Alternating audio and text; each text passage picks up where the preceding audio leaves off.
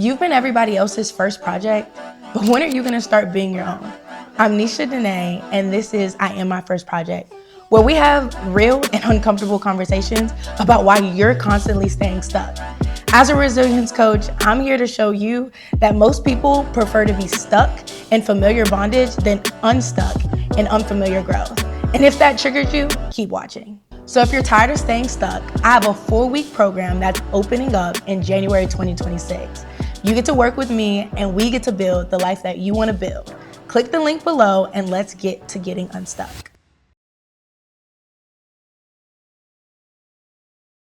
I survived suicidal thoughts, depression, cutting, and called selfish from a church because I wanted to die instead of them helping me. And that's exactly why I can sit with you in your darkness, because I had no choice but to sit in my own. So this episode isn't about trauma. Let's get that out the way. This episode is about triumph. I went through this and I'm sharing my experience with you from a long time ago and why I am able and credible to be able to even sit and work with people with so many different issues, because I've been there, done that, and experienced it. I don't just talk about what I didn't live through, but I live in it. And it's meant to give you some triumph in your own situation. If you can see me on this other side of this camera thriving and happy and creating a business from so many of my experiences, it's meant to give you hope. So no, this isn't a trauma dump, and no, this isn't a place for you to even feel bad for me. This is a space from a life coach that is telling her story to show who she is and origins of where she's come from. So let's get the setup again. From ages 10 to 16, this is where this story is gonna take place from. So about 10 to 20 years ago, give or take. Suicidal thoughts and cutting are going to be something that I'm going to battle with a lot. I battled depression even and anxiety later on through college.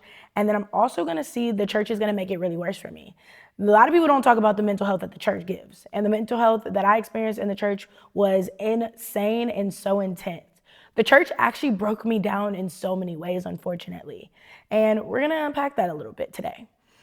Track saved my life. It was my safe haven. I ended up running in college, thank God.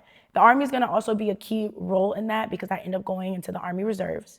And this is how I'm going to end up learning how to fight in life when I really had nobody else to fight with me.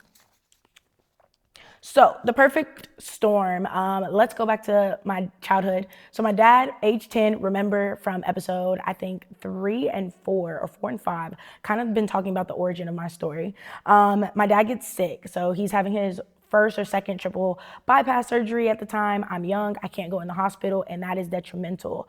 Suddenly I'm alone in the house a lot more because my mom is going from work to go and spend time with my dad after work. And then my brother, we have a 6-year age difference. He's not really the nicest, doesn't really want to be bothered with me, and he kind of does his own thing. And I had friends that were around, but again, everybody else had their dads, so I didn't really want to be around them too much. I would use them to kind of benefit me, and sometimes when I wanted to be bothered and wanted to go play, but besides that, I wasn't really doing too much. So home life got hectic and chaotic, and this is very different because before my dad got sick, home life was pretty peaceful. So this is a newness that I'm not used to experiencing, and I'm 10. I don't have the resources, the capability, or even understand. So I go into isolation. The relationship with my brother is going to be really poor. I didn't 100% belong everywhere. We talked about this. Only 1 out of 4 Black families in the neighborhood. And nowhere really felt like home. I kind of didn't have a home at home because that felt weird. And then I didn't have a home outside of that. So I was just not okay. I was trying to survive my own mind. And at 10, you don't have the skills. You don't have the capabilities. You really don't know what to do. So I'm going to start seeing my mental decline. This is when my mind became my worst enemy, is once I realized that I'm alone. I'm a burden, and there is just a lot of going on right now, and I really don't know what to do, and nobody's checking on me. My suicidal thoughts are going to start around the age of 10, 11.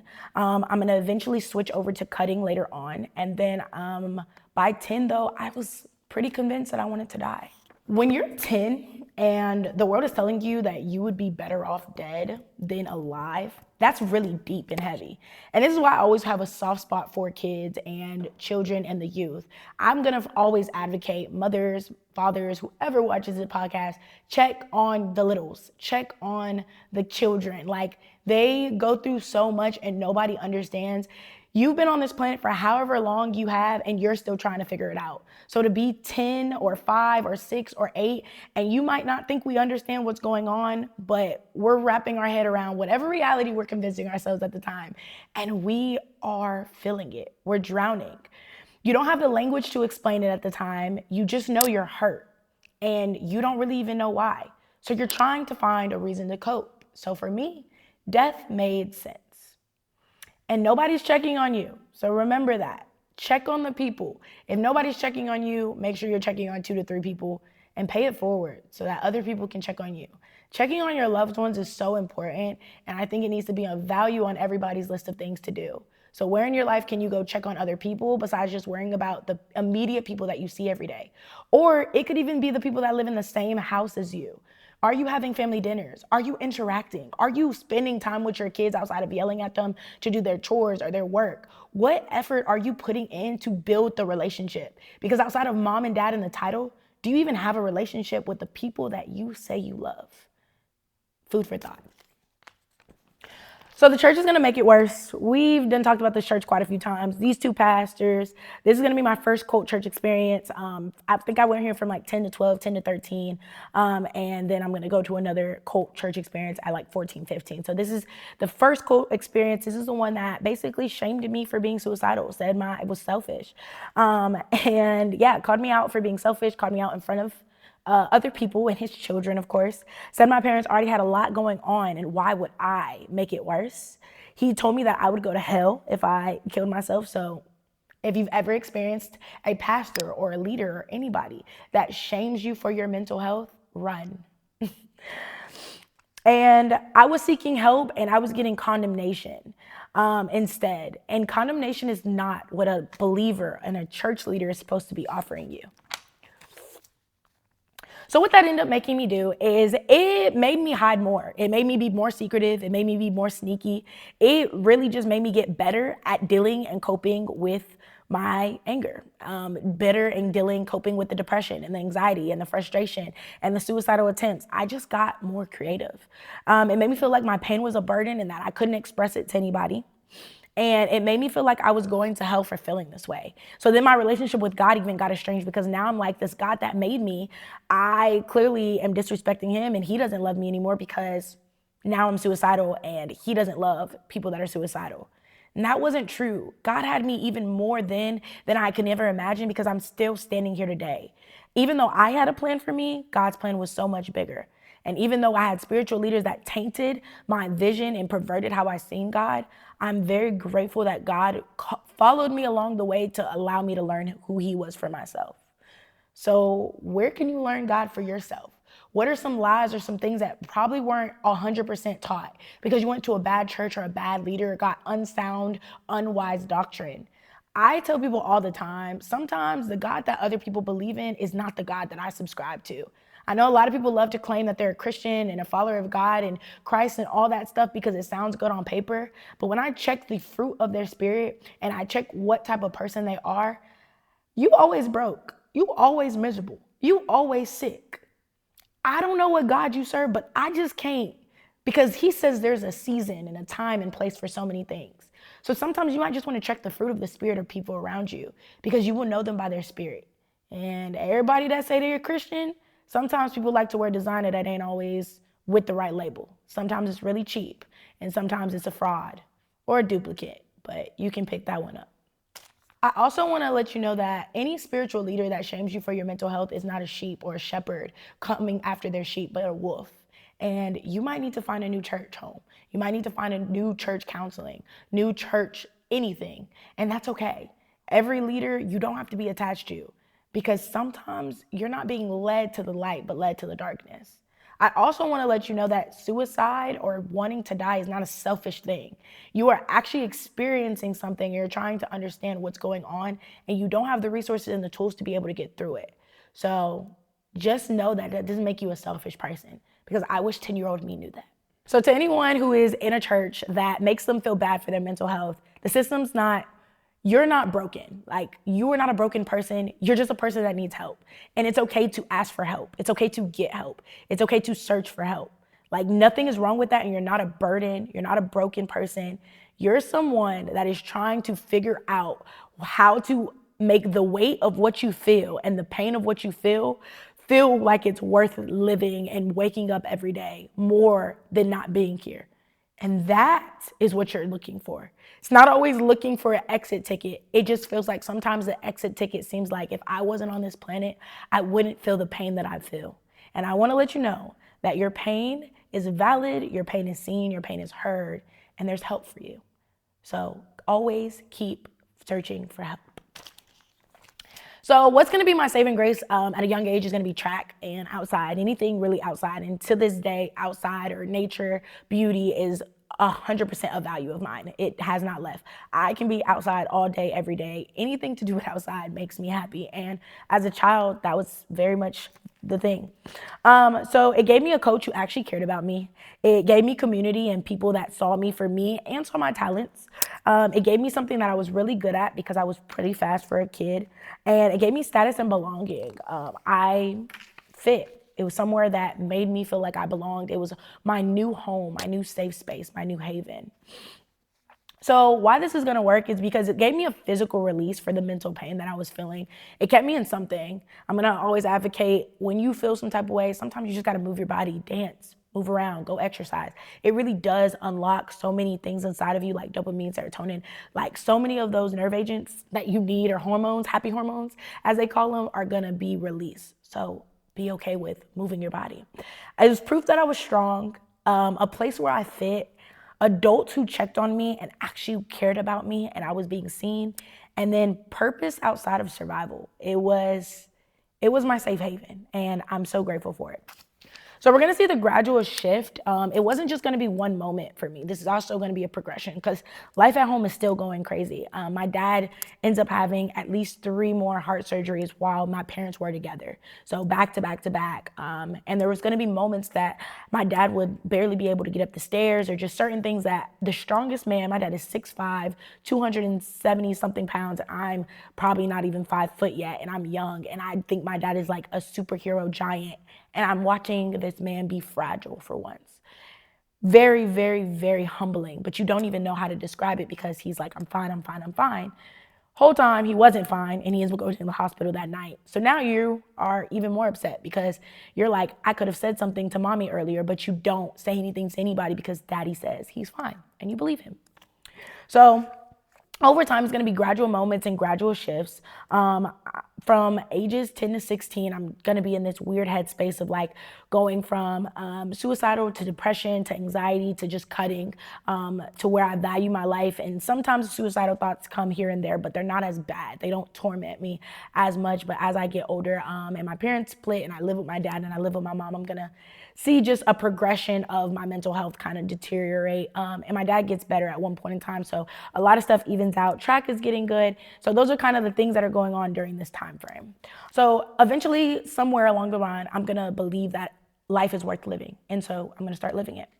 Sometimes what saves you isn't therapy or medication. Though those are valid and necessary, sometimes it's a coach or a place where you feel like you belong. Sometimes it's about belonging. Sometimes it's about community. Sometimes it's about finding your safety net. I think a lot of people give a lot of greatness to all of these things of checking balances of systems or therapy, and then you're gonna go here and go on a walk and you're gonna do all these beautiful things, but sometimes it's just wanting to belong. It's the hierarchy of things, self-actualization or feeling like you belong somewhere and that you fit, but also being seen by a coach. My track coaches were amazing, and now I coach now. I just coach into people's lives and pour so much into them because for so long I wasn't seen, but I knew what a therapist was. I've been to therapy, but that wasn't for me at the moment. I needed somebody that was going to pour into me in other ways, and I'm very grateful for the coaches that I had. So if you're struggling right now, find your track, which is your safe haven. Find the things that make you feel alive or make you feel like you belong. Find your community. It might not fix everything, and I'm not promising you that it's going to be this amazing Band-Aid, but it might give you a new reason for today. And I think that's what it's all about. Finding a new reason for every day. Finding your purpose, finding what is the reason that's going to put a smile on your face today. And sometimes that's showing up for yourself, and sometimes it's showing up for other people. But on the daily, find your reason. So depression for me is going to actually end up following me into college. So I graduate, do all the great stuff. I go to the military for the first semester of college. I had a full track scholarship, and that was great. Checked off that box of something that I want to accomplish. And then I am now coming to my dorm, and my dad passed away actually while I was in basic in AIT. So I was on a cruise for Christmas break. He passes away. I get the call from Red Cross, and I am now I am met with this reality of a parent not being there anymore. Man, nobody talks about the grief of losing a parent and not having a parent past the year of 18. And me and my dad were very, very, very close. And my dad was actually supposed to be the person that was going to take me to college. So to realize that that was no longer a reality was something that nobody can prepare you for. So I get to college. I go by myself, and unfortunately, I will say, I am now left with no roommate. So I was supposed to have a roommate, and now this is the first time that I'm alone since probably 17 or 18, because basic was 50, 60 girls in a bay. Then AIT was 4 girls in a bay. And then I went on the cruise. I was with my family and my friends, came home for the funeral. I didn't go to the funeral because I didn't do funerals, but I went home and I was with my sister and my mom. I was just surrounded by people. And I think my boyfriend at the time, I think the best friend Trap is who I was with at the time. And then I am now, for the first time ever, left with college campus, and I'm by myself, and I don't know how to deal with it because now I'm left with my thoughts and the idea of what it was, and I'm pissed at God because why did you take my parent? So depression is going to find me in college. So that's kind of the scene for that. So the reality is depression doesn't just end, or anxiety is going to kick in, because now I'm left with being by myself. And so I don't really know how to deal with it. I don't know how to deal with the grief. I don't know how to deal with the loss, but I know that I'm still worth being alive. And I'm very lucky that I had really, really good people in college, and I met an amazing person in college who really poured into me and helped me and was a really, really good friend / boyfriend for some of those years, because I was the weapon formed against myself for a long time, and he loved all the brokenness in me, which was a beautiful thing for me, but also I watched myself be a part of the damage of another human. And so I can say that when you are battling mental health and you choose to partner with other people, sometimes we're the problem, and a lot of times it's a weight and an expectation that we have on other people for them to manage us. Or if you're like me, you push them away and try to get them to leave you alone, but they love you so much that they want to love you through it. And I didn't want anybody to love me broken. And it was okay to be loved broken. You don't always have to be 100%. And that was the first experience that I realized that somebody was willing to love me in the season that I was in. Somebody was seeing me broken and cutting and hurt and still said, "You're valuable, let me be here for you." So sometimes just showing up for people is all you need. And that's why I'm able to show up for other people, because that was extended to me at a young age. So now I get to extend it to other people older with so much more wisdom and so much more understanding and experience from mine. Mental health is not a one battle, one done thing, unfortunately. It's not, I survived from 10 to 16, so I'm healed forever. It's something that I have to choose every single day. And it's something that you'll have to choose every single day. And mental health happens. Things happen. People pass away. Stress from jobs. And it can be on different levels and different scales. It's going to evolve as you get older. But I do believe that there's so many amazing strategies and mechanisms in place that can help you make sure that you're able to choose today and choose every day as your fundamental day. So I still have hard days. I still have seasons. Life still happens for me too. Again, I'm not the life coach that preaches and makes it seem like I'm perfect and everything is all figured out over here. I don't sell you lies because I expose them. Why would I offer myself a lie that I can't offer to everybody else? If I had it all together and if I had it all figured out, I promise you, life would be completely different for me. But I haven't figured out enough for me to be able to help others, help myself, and understand that, hey, take it one day at a time, trust the process, and understand that you are co-authoring a beautiful story. And with every story comes the beginning, the middle, and the end. So just enjoy the process. So why does all of this even make me so fearless in my coaching? It's because I've experienced it. I don't think enough people talk about the power of experience, to be able to go through something, but also learn the lesson from something. Because there are some people that are stuck in cycles for years. Hey, I was stuck in a 10-year cycle of relationships. The serial relationship girl was my thing. I only knew my worth inside of relationships. And now I'm single, I'm dating, I'm learning people in a very healthy way. Not in a, everybody has to be my boyfriend or my husband, and we have to get married tomorrow type of way. But in a, I have the ability to patiently learn and get to know somebody and see if they're a safe space for me, if they add value to my life and I can add value and complement their life too. Because I'm not looking for love in relationships. No. I offer love. We are love as people.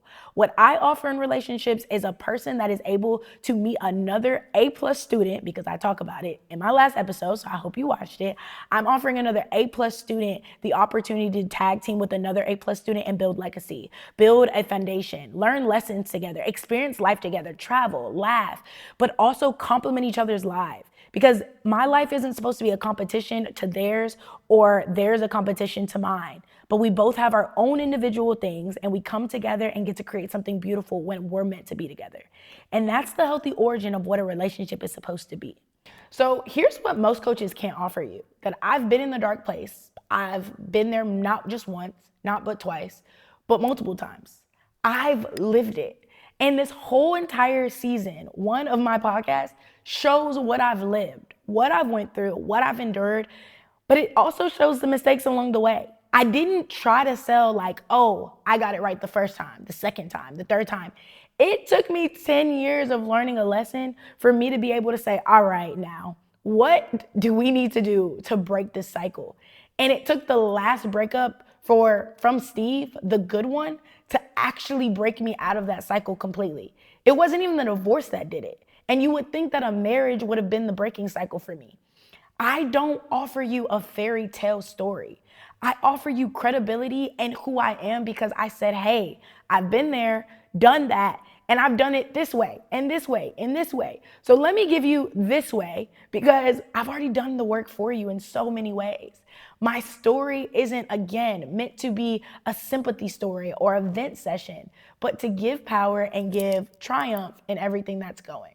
So when you come to me and you say, I don't think I can do this, I don't flinch, I don't run away, and I don't even shame you for it because I've been there. I know what it feels like when you feel like you can't do it, when you don't have the resources, or when you don't know how you're gonna make it happen.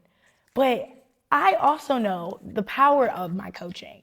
I also know the resources that I give you, the support I give you, and the tools that you're gonna get, and also the community. Because again, you're not just working with me. You're gonna be surrounded by a group of women, and hopefully forever women, community and friends of people that are pouring into the same type of work that you are. Because you are made up of the 5 people that you hang out with the most of. So who you surround yourself with is important. So put yourself with a coach that's actually been there, done the work, but that also is screening her clients to making sure that they're going to fit the community around you so that we're building together. Why wouldn't you want to do better? Why wouldn't you want the resources? What I offer that others don't, let's talk about it. So one is going to be real strategy, not motivation. And y'all have my notes because I want to be as organized as possible during this section. I don't sell you a dream. I give you strategy step by step.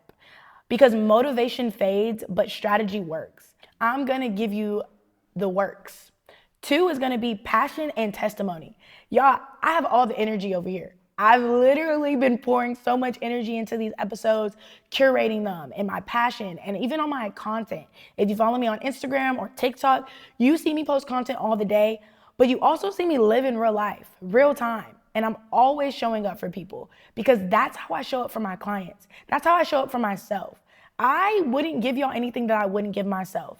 So just remember that. I'm not coaching you from theory. I'm coaching you from victory. Because again, you can either be a victim or a victor.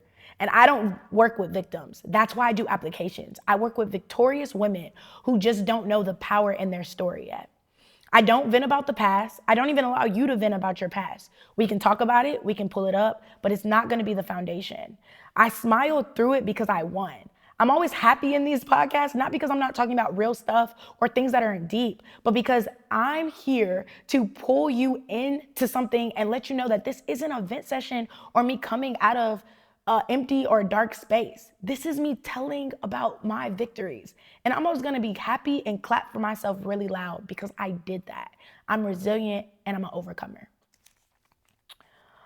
3 is victory energy. I talk about my past with confidence, not shame, not as a victim, as a survivor. And that's where a lot of the energy comes from. I've done it, I've overcome it. So why wouldn't I want to offer you that same energy and that sameness? If I was a monotone coach that had no enthusiasm or no passion, would you really want to work with me? Would you want to be around me? Would you even believe that I'm curating a life that I love to live? Because y'all, I love it here. I love the life that I curated for myself. But at one point, and if you realize the beginning of the story, at one point I hated my life. I hated who I was and everything about my life. But I got tired of hating myself and hating my journey. So I started picking up the pen and creating one. 4 is applicable advice that anybody can take or endure. Because I've been there. Most coaches promise transformation. I offer strategy, support, and a real person who has endured and overcome. That's what I offer. I don't just talk about theory. I've been the project. I am the theory, essentially, if you want to be there. And last is, I can sit in your darkness. Your darkness doesn't make me uncomfortable because I sat in my own darkness. When you're in your hardest moments, you now have somebody that's going to support you through that. I won't be scared of your pain. I won't be scared of your life or your testimony, nor will there ever be any shame or condemnation on your journey.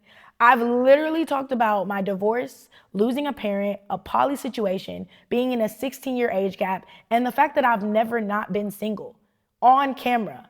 I'm exposing myself day in and day out. And it's not just because I want to tell my business to the world. It's because I am truly passionate and truly believe in the power of testimony, the power that comes behind it. Because if I'm being honest, me being vulnerable and uncomfortable and me exposing the lies and the truth and the testimony in myself is going to inspire somebody else to want to deal with the battles that they're going on with in silence. I have no shame in what I've went through because the beautiful thing about it is I went through it, so there has to be a purpose for it, and I'm actually living in my purpose. Can you say the same about yours? So surviving my own mind was the lesson. It was a thing that I had to learn to do. I was the weapon formed against myself for so long with depression and cutting and anxiety and mental health, but that was also the thing that was going to help me be able to help so many other people later because I had no choice but to learn how to fight the same thing that was telling me that there was no reason to fight.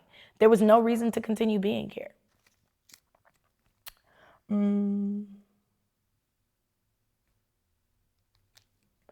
So in reality, you don't need somebody to save you. You just need somebody to show you and explain to you that you're worth saving yourself.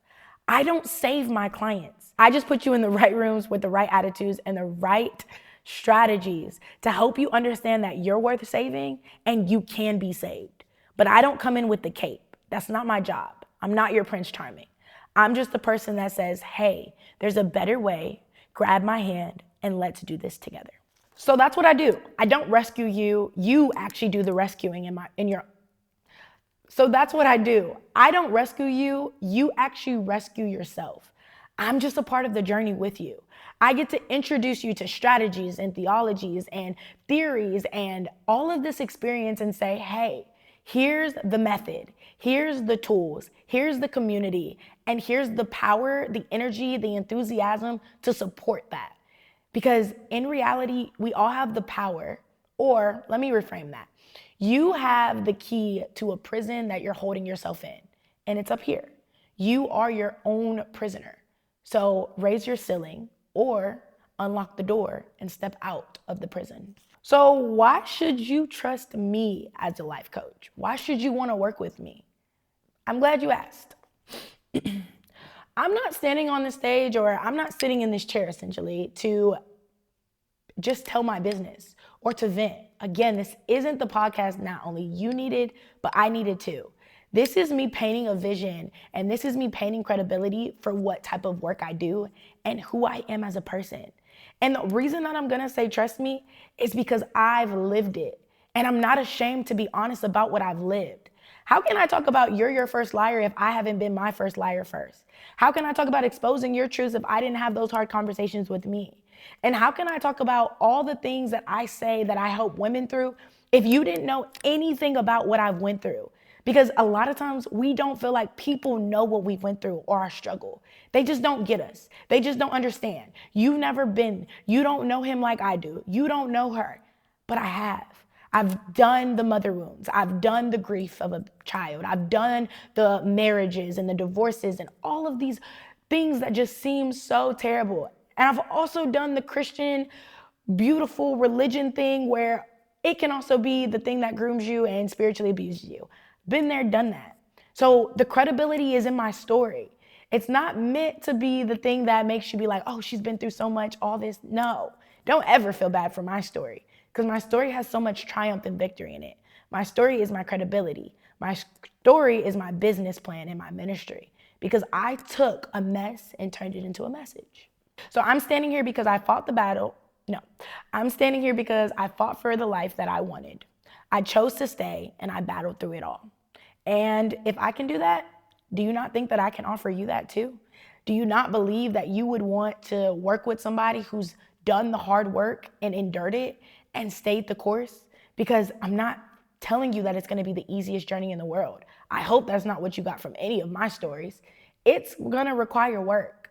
But I had to do a lot of it on my own and from lessons learned the hard way.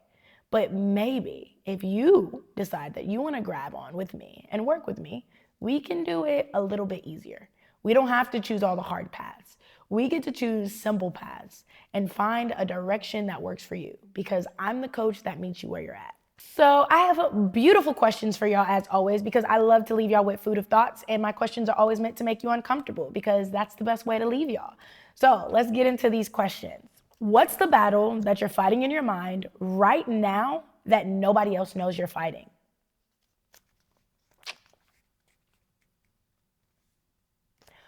Who in your life told you your pain was a burden instead of something that's meant to be healed from? What would change if you believed that you were worth fighting for?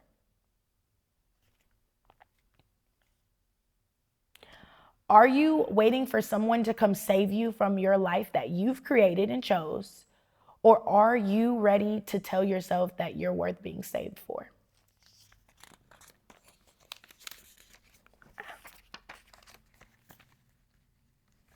The hard truth, nobody's coming to save you. You have to save yourself. You can't expect somebody to come and save you, because if you do, and they do come and save you, it might be a temporary save, or now you're holding on to them for your next lifeline. We don't want to do that.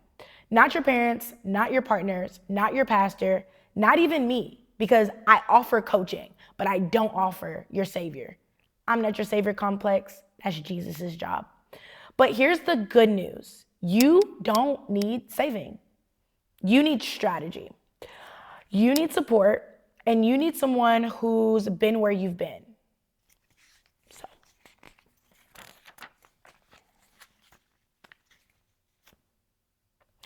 And fortunately, I'm that person. And it's not because I'm special, but it's because I've been where you've been.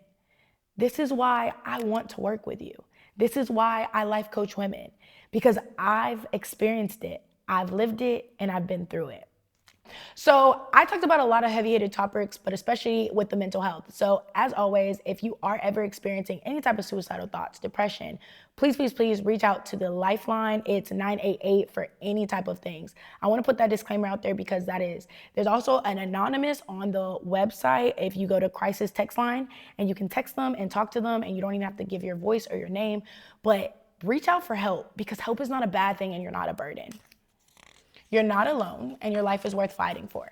So, with all that being said, remember at 10, I wanted to die, and at 26, I am literally thriving with a business, family, community, and all the things that I've cultivated because I was tired of letting everybody else write my story and not be the co author of my story.